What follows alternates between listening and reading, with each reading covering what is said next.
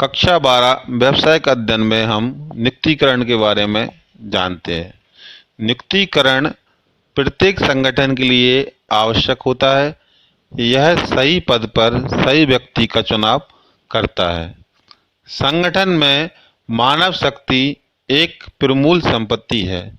नियुक्तिकरण से अभिप्राय एक योग्य एवं कुशल व्यक्ति को भर्ती करना है। इसमें मानव संसाधन प्रबंध, भर्ती, चयन, क्षतिपूर्ति, पदोन्नति एवं रखरखाव को शामिल करता है। आइए नियुक्तिकरण के अर्थ को जानते हैं।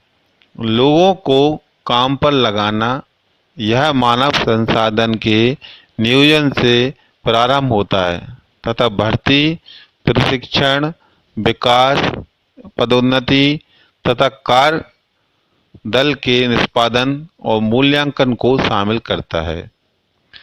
इसके अर्थ को जान लेने के पश्चात हम इसकी आवश्यकता और महत्व के अध्ययन को 5 बिंदुओं के आधार पर जानते हैं। पहला बिंदु योग्य कर्मचारी प्राप्त करना। नियुक्तिकरण का पहला कार्य विभिन्न पदों के लिए योग्य कर्मचारियों को खोजने में सहायता करता है। दूसरा आवश्यकता जो है वह है बेहतर निष्पादन। सही व्यक्ति को सही स्थान पर रखकर यह बेहतर निष्पादन को निश्चित करता है। तीसरा निरंतर विकास। उचित नियुक्तिकरण उपक्रम के निरंतर विकास को सुनिश्चित करता है। मानव संसाधन का सर्वोत्तम उपयोग। यह आवश्यकता से अधिक कर्मचारी को रखने से बचाता है। उच्च श्रेष्ठ लागत को रोकने में सहायक होता है। पांचवा कर्मचारियों का मनोबल बढ़ाता है। यह कर्मचारियों के कार्य संतोष में सुधार करता है। इसके आवश्यकता और महत्व को जान लेने के पश्चात हम मानवीय संसाधन प्रबंधन को जानते हैं। कुशल मानवीय संसाधन उपलब्ध कराने का काम मानव संसाधन प्रबंधन का होता है। इस काम को करने के लिए बड़ी संख्याओं में मानव संसाधन विभाग स्थापित किए जाते हैं।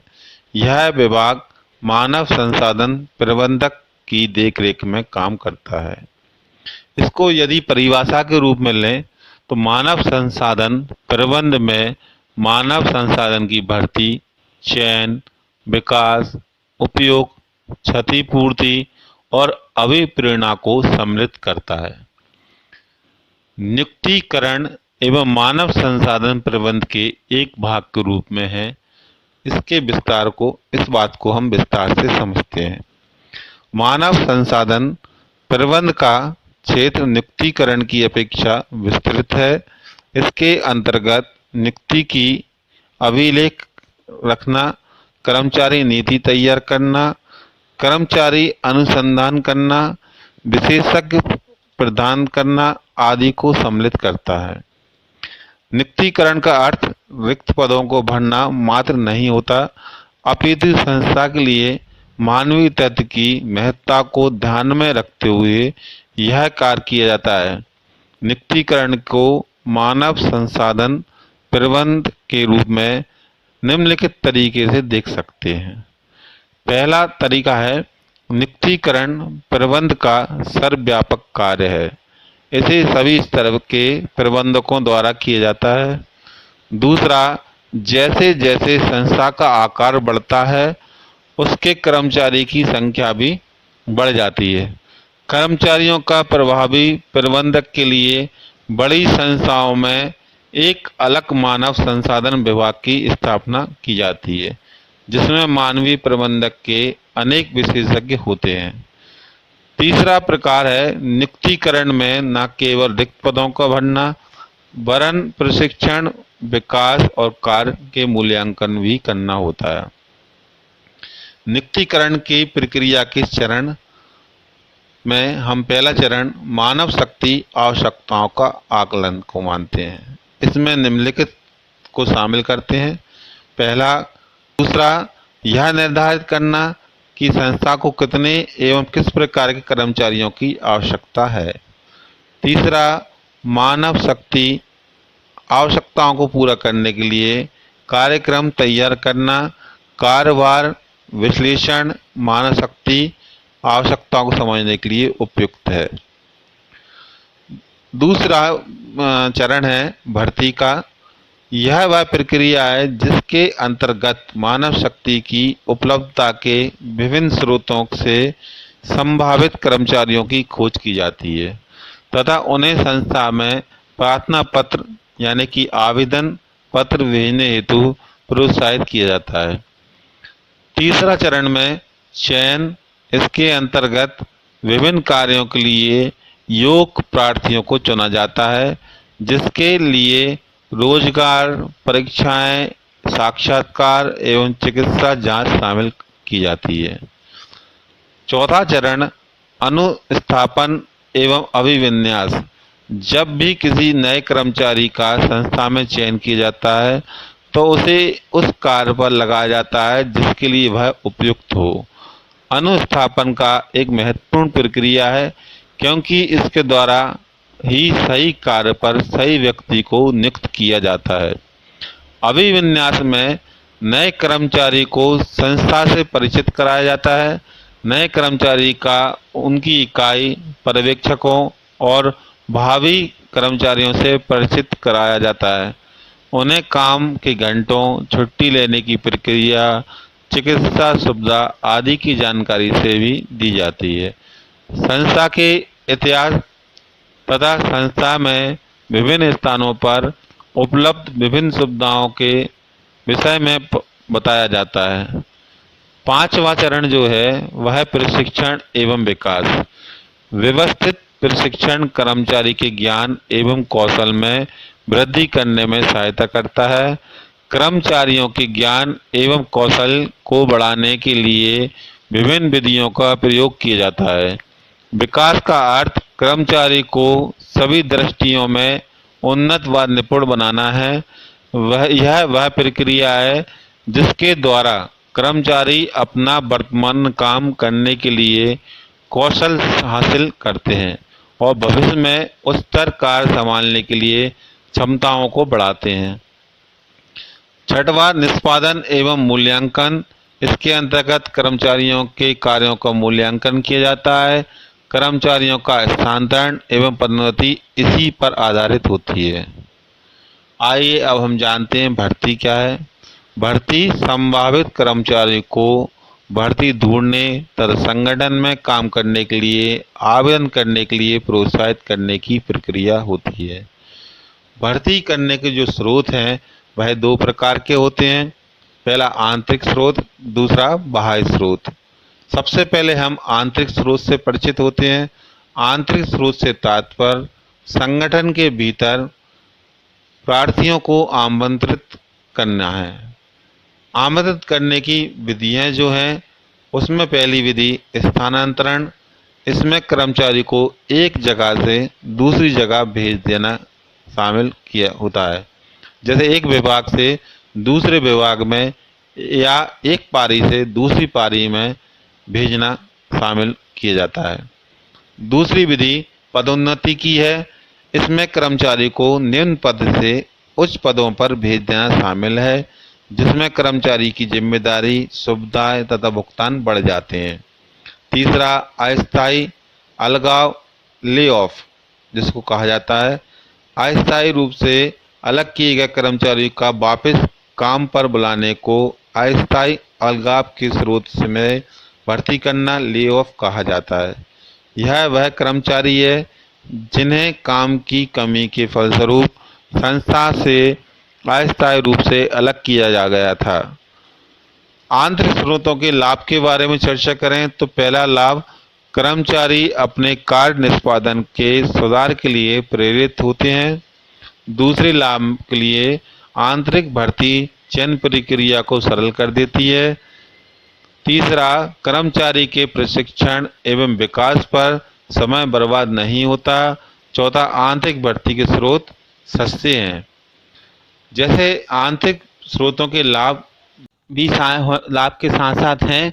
इन सीमाओं में पहली सीमाएं नई प्रतिभाओं के संस्था में प्रवेश के अवसर कम होते हैं।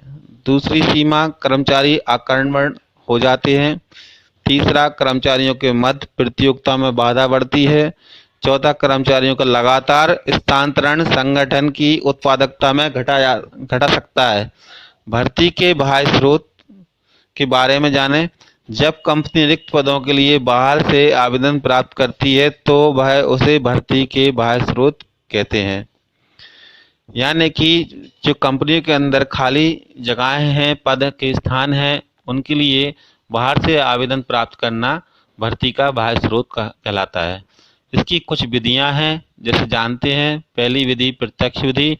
उपक्रम के सूचना पट पर एक सूचना लगाई जाती है जिसमें रिक्त स्थानों का विवरण होता है। दूसरा प्रक्रिया विधियों में प्रतीक्षा सूची है। अनेक बड़े व्यापारी उपक्रम अपने कार्यालय में प्रतीक्षा सूची रखते हैं। आवश्यकता होने पर उन्हें बुलाया जाता है। तीसरा, विज्ञापन की विधि। समाचार पत्र या पत्रिकाओं में रिक्त स्थानों के विज्ञापन द्वारा भर्ती की जा सकती है। चौथा, रोजगार कार्यालय। नौकरी तलाशने वाले इन कार्यालयों में अपना नाम दर्ज कराते हैं। उनके माध्यम से कुशल व अकुशल कार्यों के लिए उम्मीदवार ढूंढे जा सकते हैं। पांचवा, महाविद्यालय से भर्ती या ठेकेदारी के माध्यम से भी भर्ती की जाती है। बड़े संगठन, विश्वविद्यालय और अन्य संस्थाओं के स्थान विभिन्न नौकरियों पर भर्ती के लिए संपर्क रखते हैं। छठवां जो विधि का तरीका है वह सिफारिशों का है। विश्वसनीय कर्मचारी, मित्रों और संबंधियों द्वारा प्रस्तावित आवेदन भर्ती के अच्छे स्रोत सिद्ध हो सकते हैं। अभी वर्तमान में इंटरनेट भर्ती को भी शामिल किया गया है। कुछ संस्थाओं ने कुछ वेबसाइट विशेषज्ञ के रूप में बनाए गए हैं जो कार्य पाने के लिए इच्छुक व्यक्ति को नौकरी से संबंधित सूचनाएं देते हैं, जैसे कि naukri.com, time.job.com आदि। भर्ती व बाह्य स्रोत के लाभ। पहला लाभ, योग्य कर्मचारी। भर्ती के बाह्य स्रोत के प्रयोग से प्रबंध योग्य एवं प्रशिक्षित व्यक्तियों को संस्था के रिक्त पदों के लिए आवेदन का अवसर देती है। दूसरा, विस्तृत विकल्प। प्रबंधों के पास विस्तृत विकल्प उपलब्ध होते हैं। तीसरा, नई प्रतिभाएं, नए विचारों का उपक्रमों में समावेश किया जाता है। प्रतियोगिता की भावना। कर्मचारियों में प्रतियोगिता की भावना का विकास होता है। आइए इसके लाभ जानने के पश्चात बाहरी स्रोत की सीमाओं के बारे में जानें। पहली सीमा, वर्तमान कर्मचारियों में असंतोष की भावना को बढ़ाती है। संस्था में काम करने वाले कर्मचारियों में असंतोष फैलता है क्योंकि वे महसूस करते हैं कि उनकी पदोन्नति के मौके घट गए हैं। दूसरा, सीमा का बिंदु महंगी प्रक्रिया को मानते हैं। विज्ञापन आदि पर अधिक लागत आती है जिससे यह प्रक्रिया महंगी प्रक्रिया कहलाती है। तीसरा बिंदु, लंबी प्रक्रिया। भर्ती में ज़्यादा समय लगता है क्योंकि यह विभिन्न चरणों और विभिन्न विधियों का प्रयोग करते हैं। चौथा, चयन एक प्रक्रिया है जो संगठन के भीतर व बाहर से वर्तमान स्थिति एवं भविष्य की स्थिति के लिए उपयुक्त अभ्यर्थी को चुनती है। चयन के जो चरण हैं इसमें प्राथमिक जांच पहला, दूसरा चयन परीक्षा, तीसरा रोजगार साक्षात्कार, चौथा संदर्भ जांच, पांचवा चयन निर्णय, छठवां शारीरिक एवं डॉक्टरी परीक्षण, छठवां पद प्रस्ताव और आखिरी रोजगार समझौता है। चयन प्रक्रिया के विभिन्न चरणों में पहले चरण प्राथमिक जांच के बारे में जानते हैं। प्राथमिक जांच वह जांच होती है जिसमें आवेदन पत्रों के प्राप्त हो जाने के बाद एक जांच समिति द्वारा आवेदन की योग्यता और अनुभव के संबंध में समुचित जांच की जाती है।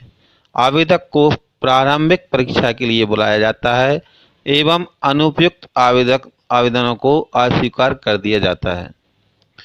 दूसरा चरण में चयन परीक्षाएं। इन परीक्षाओं में शामिल है मनोवैज्ञानिक परीक्षाएं जो इस मान्यता पर आधारित हैं काम पर लगे मानव के व्यवहार को पूर्वानुमान व्यक्तियों की विभिन्न परीक्षाएं लेकर किया जाता है।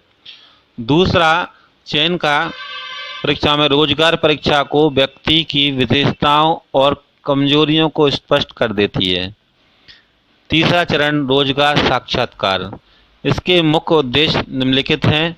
उम्मीदवार की उपयुक्तता ज्ञात करना, उम्मीदवार के बारे में अधिक सूचनाएं प्राप्त करना, उम्मीदवार को काम की शर्तों सहित काम की रूपरेखा बताता है।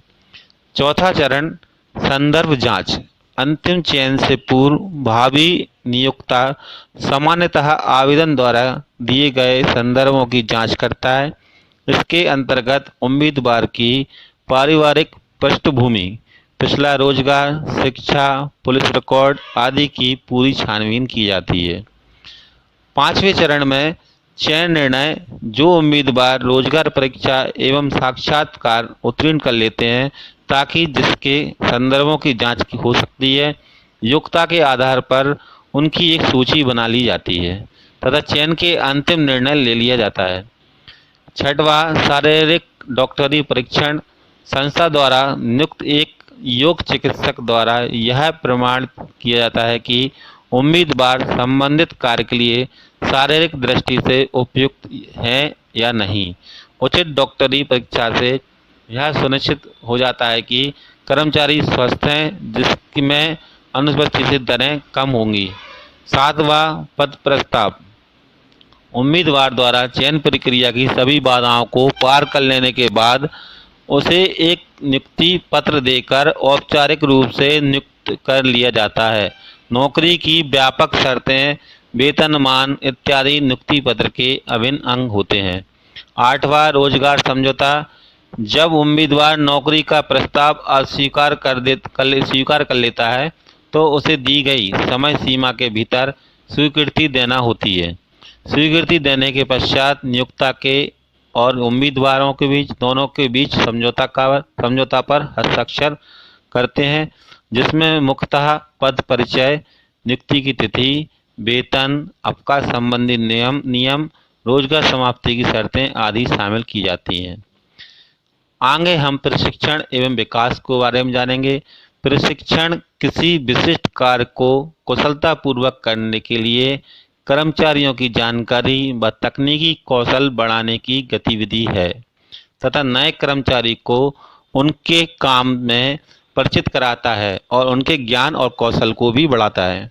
जबकि विकास से जो संबंध है, विकास में प्रबंधकों की वर्तमान पदों पर संपूर्ण प्रभावपूर्णता में सुधार करने एवं भविष्य में अधिक जिम्मेदारी उठाने के लिए तैयार करने से है। प्रशिक्षण के जो लाभ हैं, इसमें हम पहला संगठन के लाभ को समझते हैं। पहला लाभ है व्यवस्थित सीखने के अवसर। प्रशिक्षण कर्मचारी को व्यवस्थित तरीके से सीखने का अवसर प्रदान करता है, जिसमें अपव्यय कम होता है। दूसरा अधिक लाभ है कर्मचारी के उत्पादन की किस्म एवं मात्रा में सुधार होने से संस्था को अधिक लाभ होता है। तीसरा श्रम परिवर्तन दर, अनुपस्थिति में कमी। प्रशिक्षित कर्मचारी संस्था के वातावरण एवं अपने कार्य में अधिक संतुष्ट रहते हैं। चौथा पर्यवेक्षण की कम जरूरत। प्रशिक्षित कर्मचारी अपने अपने कार्य में निपुण हो जाते हैं। कर्मचारियों को लाभ बेहतर कैशियर विकल्प। कर्मचारी के ज्ञान एवं कौशल में सुधार से बेहतर कैशियर विकल्प मिलते हैं। दूसरा बेहतर कमाई। बेहतर प्रदर्शन से कर्मचारियों की बेहतर कमाई होती है। तीसरा मनोबल में बढ़ावा। कर्मचारियों की संतुष्टि स्तर एवं मनोबल को बढ़ावा मिलता है। चौथा दुर्घटना में कमी। मशीनों को चलाने की कला को सीखने पर दुर्घटना कम होने की संभावना बनी होती है। प्रशिक्षण एवं विकास में अंतर को सीखते हैं। परीक्षा की दृष्टि से इनके आधार बिंदु हम 5 लेंगे, जिसमें पहला बिंदु परिभाषा के आधार पर लेते हैं। प्रशिक्षण की परिभाषा देखी जाए तो इसका अर्थ किसी विशिष्ट कार्य करने के लिए कौशल और ज्ञान प्रदान करना है, जबकि विकास की परिभाषा में इसका अर्थ कर्मचारियों को सभी दृष्टियों से निपुण बनाना होता है। दूसरे अंतर के आधार बिंदु के में देखें, यदि प्रशिक्षण का उद्देश्य को देखते हैं तो कर्मचारी को उनके वर्तमान कार्य में कुशलता प्रदान करना होता है, जबकि विकास का संबंध भावी कार्यों के लिए क्षमताओं और कुशलताओं का विकास करने से है। तीसरा अंतर के आधार बिंदु पर लें तो हम वह विधियों को मान सकते हैं। प्रशिक्षण में प्रशिक्षण कार्य पर प्रशिक्षण विधियों द्वारा प्रदान किया जाता है।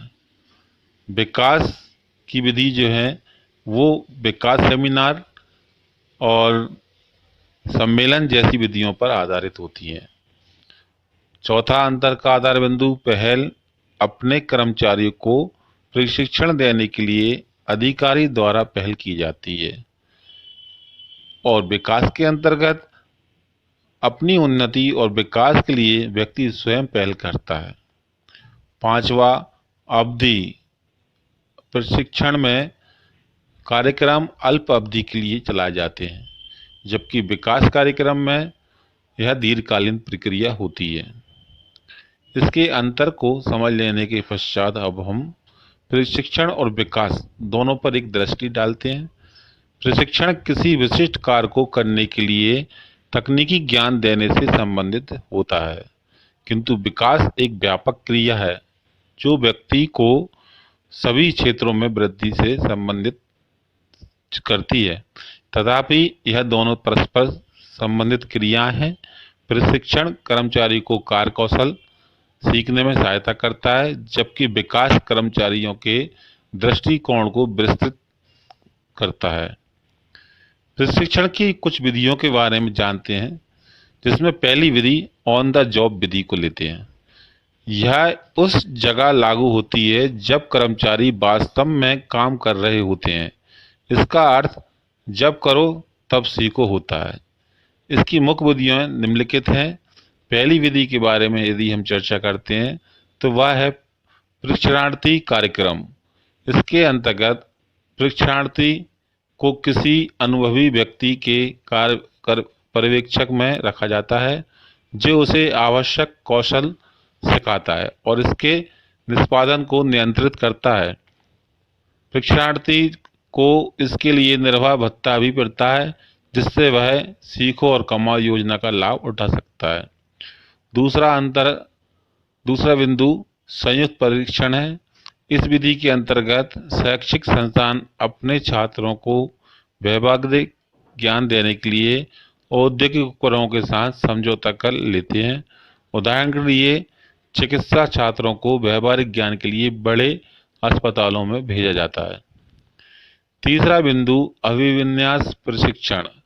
यह प्रशिक्षण एक नए कर्मचारी को दिए गए प्रशिक्षण का एक प्रकार है, जिसमें नए कर्मचारी को अन्य कर्मचारी व्यावसायिक परिवेश, नौकरी, व्यापार के साथ परिचित कराने के द्वारा संस्थान में शीघ्रता से स्थापित होने में मदद की जाती है। प्रशिक्षण में इस प्रकार की अवधि कुछ घंटों से कुछ महीनों तक भी हो सकती है। अभिविन्यास प्रशिक्षण वास्तव में नवागंतुक यानी कि नए का समूहीकरण करने के लिए और कंपनी के समग्र रणनीति, मानकों के प्रदर्शन आदि के लिए सुअवसर प्रदान करता है। अगर यह ध्यान से किया जाए तो समय और लागत, प्रभावशीलता या दक्षता आदि में वृद्धि करता है और समय और लागत की बचत करता है। खान नंबर पर देखें, कार्य से परे प्रशिक्षण। परीक्षार्थी को काम से अलग एक अन्य स्थान पर प्रशिक्षण दिया जाता है। इसका मुख्य आधार करने से पहले सीखना है। तो इसका पहला बिंदु प्रकोष्ठशाला प्रशिक्षण। इसके अंतर्गत नए कर्मचारी को प्रशिक्षण देने के उद्देश्य से अलग से एक प्रशिक्षण केंद्र की स्थापना की जाती है। इस केंद्र में औजारों एवं मशीनों को इस ढंग से लगाया जाता है ताकि कारखाने जैसी परिस्थितियां उत्पन्न हो जाएं।